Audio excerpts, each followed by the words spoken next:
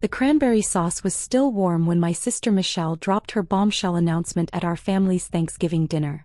She stood up from her chair at the head of the table, wine glass in hand, like she was making a toast to her own brilliance. The dining room fell silent except for the soft clinking of silverware against china plates as 23 relatives turned their attention to her. "I have some exciting news to share with everyone," she announced, her voice carrying that familiar tone of superiority she'd perfected over the years. "I've been helping Sarah make some much-needed financial decisions that should have been made years ago." She gestured toward me with her glass, and I felt the familiar weight of nearly 24 pairs of eyes settling on me from around our extended family gathering. I continued cutting my turkey methodically, keeping my expression neutral and my movements calm. At 32, I'd learned that reacting to Michelle's declarations only fed her need for drama and attention. She was 35, married to a successful orthodontist named Brad, and had appointed herself the family's financial advisor despite having never worked outside of managing her husband's dental practice and organizing charity luncheons for their country club. "Sarah's been living in that tiny one-bedroom condo downtown for 6 years now," Michelle continued, her voice growing more animated as she warmed to her topic. "Same cramped space, same outdated kitchen with those horrible laminate countertops, never upgrading or improving her situation. She's been throwing money away on mortgage payments and property taxes when she should be building a real future." The murmurs of agreement started immediately. My cousin Jennifer nodded vigorously from across the table. "I've been saying the same thing. That place is so small you can barely fit a dining table." Michelle beamed at the support. "Exactly. So I took initiative and listed it for sale through one of Brad's patients who's a real estate agent. We got a buyer at $315,000. Which is honestly more than that little place is worth in today's volatile market. The timing couldn't be better." The table erupted in enthusiastic approval. Aunt Linda clapped her hands together with genuine excitement. "Oh Michelle, that's absolutely wonderful. Someone needs to help Sarah make practical decisions about her future." Uncle Bob, who owned 3 rental properties in the suburbs, nodded sagely from his position next to my father. "Real estate's about to crash anyway with interest rates climbing. Better to get out now while you can still make a profit." My mother practically glowed with pride as she looked between Michelle and me. "This is exactly the kind of family support we need during uncertain times. Michelle's always been so good with money and long-term planning. Remember how she helped Aunt Carol refinance her house and saved her thousands?" She turned to me with that patient, slightly condescending expression she'd worn since I was a teenager making questionable choices about college majors and career paths. "Honey, you should be grateful Michelle took charge of this situation. You've always been too sentimental about that little place, and sentiment doesn't build wealth or security." I sipped my coffee slowly and smiled peacefully. "That sounds like quite an accomplishment, Michelle. I'm sure you put a lot of thought and effort into this decision." The family interpreted my calm response as acceptance, maybe even gratitude masked by embarrassment at having my financial limitations discussed so publicly.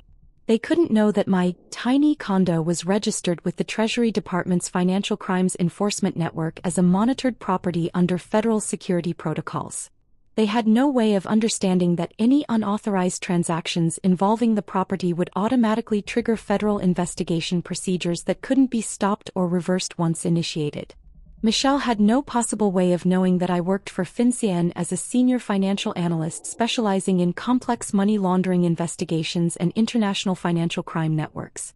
My top-secret security clearance required comprehensive disclosure of all assets, investments and financial relationships. My condo's deed was flagged in multiple federal databases as belonging to someone with access to highly sensitive financial intelligence that could compromise national security if exploited. The modest one-bedroom unit I'd purchased with cash 6 years ago wasn't just my home.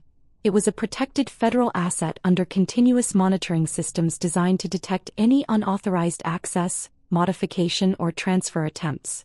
The location had been specifically chosen after extensive background investigations and security reviews conducted by federal agencies. My family saw a struggling government worker living paycheck to paycheck in a cramped downtown apartment that barely met their standards for adult living. They saw someone who drove a 7-year-old Honda Civic with a dent in the passenger door, shopped at discount grocery stores with coupons, and never took expensive vacations to exotic destinations like the rest of the family. They assumed my government job was some low-level administrative position that barely covered my monthly bills and offered no real advancement opportunities. When relatives asked what I did for work, I always said, financial analysis for the Treasury Department, which they interpreted as boring paperwork and number crunching that anyone with basic math skills could handle. What they couldn't see was that my security clearance restricted nearly every aspect of my financial life. Where I could live, what I could purchase, how I could invest money, who I could associate with, what countries I could visit, and how I could conduct any financial transactions. Every asset I owned had to be disclosed, documented, and continuously monitored by federal security systems. The condo that looked tiny and outdated to them was strategically located within secure distance of federal facilities, purchased after months of background checks, financial audits, and security reviews by multiple agencies. The modest furnishings and lack of expensive electronics weren't signs of financial struggle. They were requirements for maintaining security clearance in sensitive positions. The closing is scheduled for next Friday at 2 p.m., Michelle continued, clearly savoring her moment as the family's problem solver and financial expert. I've already signed all the paperwork as Sarah's power of attorney, so there won't be any delays or complications. The buyers are a lovely young couple from Brad's practice. He did their dental work last year, and they're paying cash, so we don't have to worry about financing approvals or loan complications. My cousin Jennifer leaned forward with obvious interest and admiration. You have power of attorney over Sarah's finances? That's really smart planning for family emergencies and situations like this. Michelle waved her hand dismissively, as if the legal complexities were minor details hardly worth discussing. Oh, I just forged Sarah's signature on the necessary documents. She would have overthought everything and probably backed out at the last minute like she always does. Sometimes family has to make hard decisions for family members who can't see the bigger picture. The casual admission of forgery hung in the air like it was perfectly normal family business rather than a serious criminal act. Several relatives chuckled and nodded approvingly at Michelle's practical approach to family problem solving. My father actually laughed out loud and shook his head with fond exasperation. That's our Michelle, always cutting through red tape and bureaucracy to get things done efficiently. Uncle Bob raised his beer bottle in a mock toast. Sometimes you have to save people from their own poor judgment and indecision. Sarah's lucky to have someone looking out for her best interests. I took another sip of coffee and maintained my peaceful, grateful expression. Michelle had just admitted to identity theft, wire fraud, and federal property crimes in front of 23 witnesses, most of whom had encouraged or applauded her criminal behavior. She'd also committed multiple federal felonies by attempting to transfer monitored property without authorization from federal security agencies. But I said nothing about the legal implications or potential consequences. In approximately 18 hours, she would discover the severity of those choices through direct experience with federal law enforcement agencies. The rest of dinner passed with Michelle receiving continuous congratulations for her initiative and family-minded thinking. She explained in detail how she'd found the buyers through Brad's dental practice connections, how she'd skillfully negotiated the price up from their initial $290,000 offer by emphasizing the prime downtown location and investment potential, and how she planned to help me find a more suitable and appropriate rental apartment in their suburban neighborhood. Sarah can finally stop throwing money away on mortgage payments, property taxes, insurance, and maintenance costs, she declared while serving pumpkin pie with obvious satisfaction. Renting makes so much more sense for someone in her situation and at her income level. No repair worries, no property value stress, no market fluctuation anxiety. Just simple, predictable monthly payments that free up money for other priorities. My grandmother, who was 87 and had always worried about my unconventional life choices, patted my hand with genuine affection. This is such a blessing, dear. Michelle's really looking out for your best interests and long-term security. You should listen to her advice more often. The entire table murmured agreement and approval. I was surrounded by family members who truly believed they were witnessing an act of loving intervention and practical problem-solving rather than the commission of multiple federal crimes that would result in years of federal prison sentences and permanent criminal records. After dinner, Michelle pulled me aside in the kitchen while everyone else gathered in the living room to watch football and argue about politics. The kitchen was warm from cooking, and she looked flushed with wine and self-satisfaction as she loaded the dishwasher with the efficiency of someone used to managing household staff. I know this feels sudden and maybe a little overwhelming, she said with mock sympathy, adopting the patient tone she used when explaining complex financial concepts to less sophisticated people. Change is always hard to accept, especially when you've gotten comfortable with suboptimal situations. But sometimes the people who love you have to make difficult decisions that you can't see clearly yourself. I continued drying the dishes she handed me and nodded thoughtfully. I'm sure everything will work out exactly as it should, Michelle. You've obviously put a lot of thought into this. She smiled with deep satisfaction and obvious relief that I wasn't going to cause family drama by objecting to her perfectly reasonable intervention. Exactly. That's the mature attitude I hoped you'd take. Sometimes the younger sister needs the older sister to make the tough choices that seem scary in the moment but turn out to be exactly right in the long run. She dried her hands on a kitchen towel and looked at me with the expression of someone delivering important final instructions. The closing is at 2 p.m. Friday at Stevens & Associates Law Office downtown on 5th Street. It's the same firm Brad uses for all his business contracts, so they're very professional and efficient. I'll handle everything personally. You don't even need to be there or take time off work. I'll bring all the documents to your place Friday evening so you can see everything was handled properly. Friday morning arrived gray and cold with the promise of December snow. I was at my desk at the Treasury building by 7:15 a.m., earlier than usual because I wanted to clear my caseload before the inevitable interruptions that would come later in the day. My office was on the 4th floor with a view of the Potomac River, and I spent the first 3 hours reviewing suspicious activity reports from banks across the Mid-Atlantic region.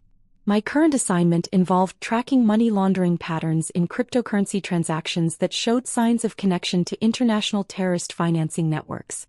The work required analyzing complex financial data, coordinating with federal law enforcement agencies across multiple jurisdictions, and preparing detailed reports that would be used in federal prosecutions and national security investigations. At 11:47 a.m., my personal cell phone buzzed with a text message from an unknown number. Sarah, this is Attorney David Stevens from Stevens & Associates. There's been an emergency situation with your property sale. Please call my office immediately. This is extremely urgent. I didn't call immediately. The word emergency in legal communications usually meant someone had discovered they were about to face serious criminal charges, and I had learned that immediate panic responses rarely improved anyone's situation. Instead, I finished analyzing a particularly complex wire transfer pattern that suggested shell company fraud involving 14 different financial institutions across 6 states, submitted my detailed report through secure federal channels, and then called the number at 12:23 p.m. Ms. Johnson, thank God you called back, Attorney Stevens said, his voice tight with barely controlled panic. There are federal agents at my office right now. FBI agents with warrants. They've seized all files related to your property sale, including the original contracts, financial records, and correspondence. They're saying the transaction involves federal property fraud, identity theft, and unauthorized transfer of monitored assets. I leaned back in my desk chair and looked out at the gray December sky over the Potomac. That sounds very serious, Mr. Stevens. What exactly are they telling you? They've issued warrants for document seizure and are treating this as a major federal investigation. They want to speak with your sister immediately, and they've asked for her current location and contact information. His voice cracked slightly with stress. Ms. Johnson, I need to ask you directly. Did you authorize your sister to sign any documents on your behalf regarding the sale of your property? No, I did not authorize Michelle to sign any documents for me, Mr. Stevens. There was a long pause filled only with the sound of his rapid breathing. Oh my God. She forged your signature on federal property transfer documents. This isn't just civil fraud or family disputes. This is multiple federal crimes with mandatory minimum sentencing guidelines. The agents are talking about wire fraud, identity theft, and violations of federal property monitoring statutes. I could hear voices in the background of his office, official and authoritative tones that I recognized from my own work coordinating with federal law enforcement agencies. Mr. Stevens, I would recommend that you cooperate fully with the federal investigation and provide whatever documentation and information the agents require. They're asking me to contact your sister immediately to inform her that federal agents want to interview her. They're also asking about the buyers and whether they were aware that this involved federal property. This is a disaster, Ms. Johnson. I could lose my license over this. At 1:23 p.m., my personal phone rang. Michelle's name appeared on the screen. Sarah, what the hell is going on? Her voice was shrill with panic and confusion. FBI agents just showed up at my house with official badges and warrants. They're saying I committed federal crimes. They want to arrest me and seize my computer and financial records. I was still at my desk, calmly reviewing case files and preparing for an afternoon meeting about cryptocurrency tracking protocols. Through my window, I could see federal employees walking between buildings, conducting the routine business of national financial security. That sounds very stressful and upsetting, Michelle. Stressful? They're talking about federal prison sentences. They said something about monitored property and security violations and unauthorized transfer of federal assets. What does any of that mean? You work some boring government job doing paperwork. What security violations could possibly be involved? 2 federal agents in dark suits had indeed arrived at my sister's house at 1:15 p.m. Special Agent Maria Rodriguez from the FBI's Financial Crimes Task Force and Special Agent James Park from the Treasury Department's Criminal Investigation Division had spent the morning coordinating with federal security protocols and reviewing the automatically generated investigation reports. When property registered under federal monitoring systems shows unauthorized transfer activity, automated security protocols engage within hours according to established national security procedures. The FinCEN database had flagged my condo's attempted sale at 9:42 a.m. when the title company submitted preliminary paperwork to the county recorder's office. By 10:15 a.m., federal investigators were reviewing transaction details, confirming identity theft and preparing warrants for document seizure and suspect interviews. Michelle, I said calmly, maintaining the same peaceful tone I'd used throughout our Thanksgiving dinner conversation, you admitted at dinner yesterday that you forged my signature on legal documents to sell federal property. You committed wire fraud, identity theft, conspiracy to commit financial crimes, and attempted unauthorized transfer of monitored federal assets. Federal property? It's just your stupid little condo that nobody cares about. My condo is registered with the Treasury Department as a monitored asset under federal security protocols. Any unauthorized transactions trigger automatic federal investigation procedures that cannot be stopped once initiated. Your forged signature on transfer documents constitutes multiple federal crimes with mandatory minimum sentences ranging from 4 to 12 years in federal prison. The line went quiet except for her increasingly ragged breathing and what sounded like muffled crying. Michelle, you need to surrender yourself to federal authorities immediately and retain qualified federal criminal defense counsel. I continued in the same calm, professional tone I used when briefing law enforcement agencies about financial crime investigations. Resisting arrest, fleeing, or attempting to obstruct the investigation will result in additional federal charges that carry even longer sentences. The buyer's earnest money has been seized as evidence. The title company is under federal investigation for their role in processing fraudulent documents, and Attorney Stevens is cooperating fully with federal investigators to avoid criminal charges himself. But I was trying to help you. The whole family agreed this was the right financial decision for your future. The family's agreement doesn't override federal law, Michelle. You committed serious federal crimes in front of 23 witnesses who heard you admit to forgery and identity theft. Those witnesses will be subpoenaed to testify in federal court about what they heard you say. I could hear Agent Rodriguez's voice in the background, calm and professional, explaining Miranda rights and federal arrest procedures. Michelle was being given the opportunity to surrender voluntarily rather than be forcibly arrested, which would look better during sentencing hearings. Sarah, please, you have to stop this. Tell them it was all a misunderstanding. I cannot stop a federal investigation, Michelle. Federal crimes have federal consequences regardless of family relationships or personal feelings. You committed the crimes, you admitted to the crimes in front of multiple witnesses, and federal law enforcement agencies are required to prosecute those crimes. At 2:47 p.m., Michelle surrendered herself to federal authorities at the FBI field office downtown. She was processed, photographed, fingerprinted, and held in federal detention pending arraignment. The charges were extensive and serious: wire fraud across state lines, aggravated identity theft, attempted federal property fraud, conspiracy to commit financial crimes and violations of federal security monitoring statutes. The U.S. Attorney's Office filed formal criminal charges within 72 hours. Michelle faced a minimum sentence of 6 to 10 years in federal prison, plus restitution costs exceeding $85,000 for federal investigation expenses, legal fees, damages to all parties involved in the fraudulent transaction, and administrative costs for security protocol violations.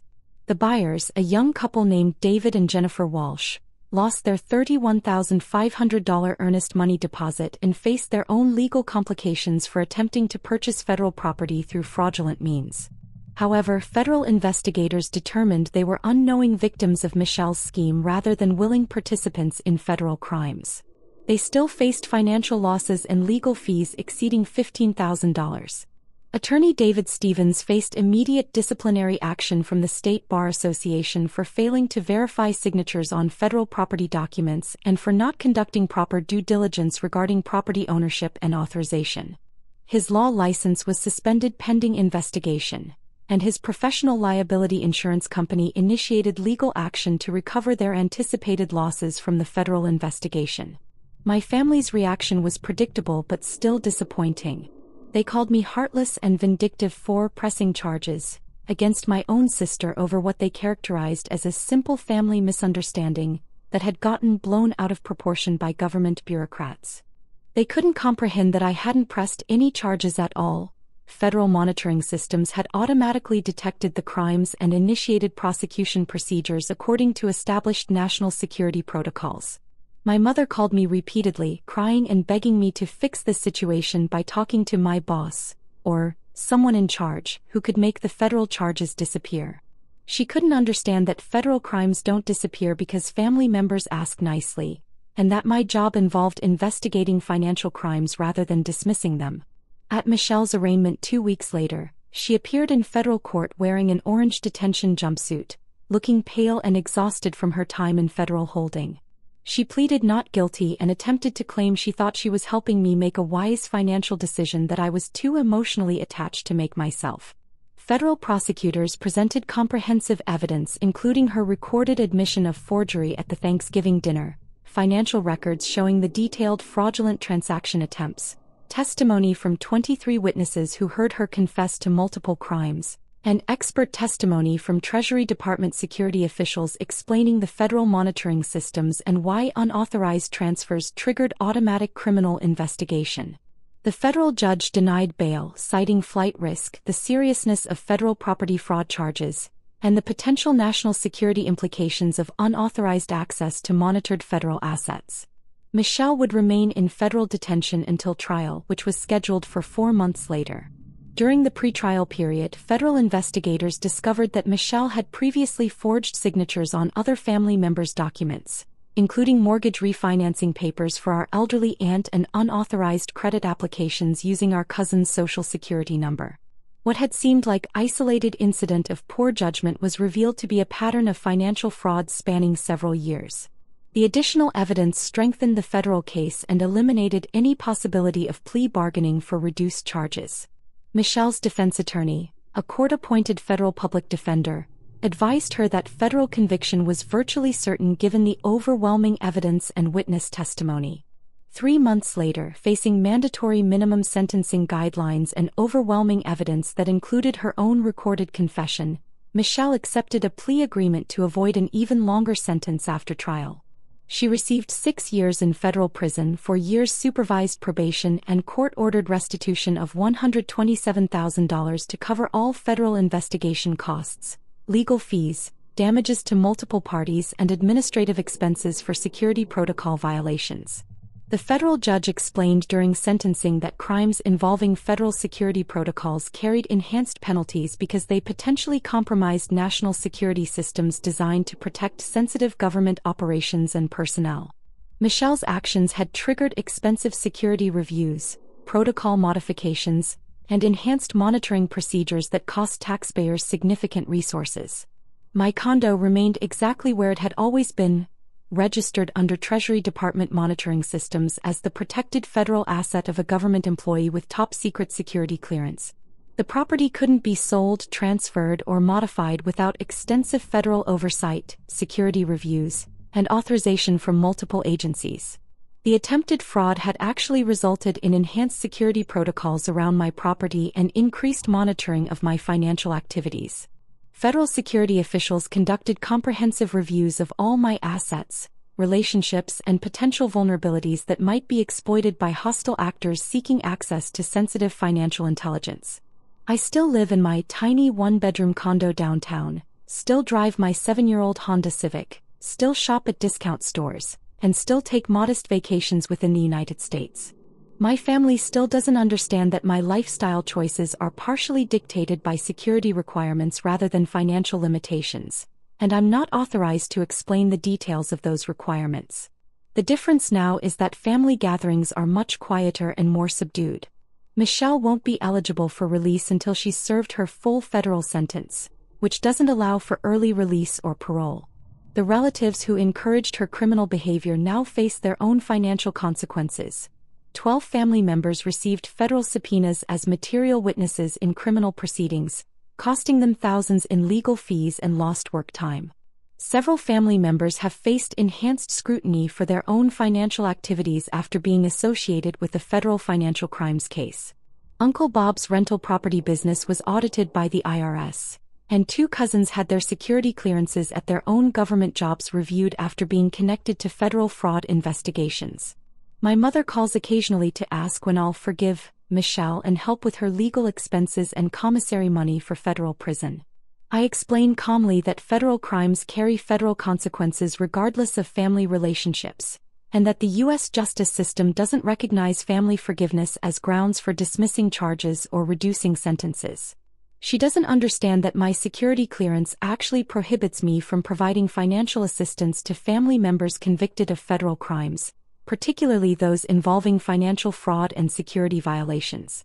Any such assistance would jeopardize my own career and potentially result in criminal charges against me. Last month I received a letter from Michelle at the Federal Correctional Institution where she's serving her sentence. She wrote that she finally understands she committed serious crimes with serious consequences, but she still doesn't understand why I never warned the family about the potential legal problems with their suggestions. She asked why I didn't stop her before she destroyed her own life and caused so much damage to other people. I wrote back with a simple, honest response. Federal law doesn't require warnings before prosecuting crimes. You made your choices based on your own assumptions and desires. My job was never to prevent you from making those choices or to protect you from their consequences. The letter came back 3 weeks later marked return to sender, inmate transferred. Apparently, Michelle had been moved to a different federal facility, possibly due to disciplinary issues or security reclassification. I still sip my coffee quietly at the few family gatherings I attend. I still smile and stay calm when relatives make assumptions about my life, finances, and career prospects. The difference is that now they're much more careful and hesitant about offering suggestions regarding my property, financial decisions, or life choices. Some lessons about federal law and personal responsibility can only be learned through direct experience. Federal prison provides excellent education in the long-term consequences of financial crimes, identity theft, and unauthorized interference with federal security systems. My condo remains exactly where it belongs, under federal protection and monitoring systems, just like it's always been since the day I purchased it with full disclosure to Treasury Department security officials 6 years ago.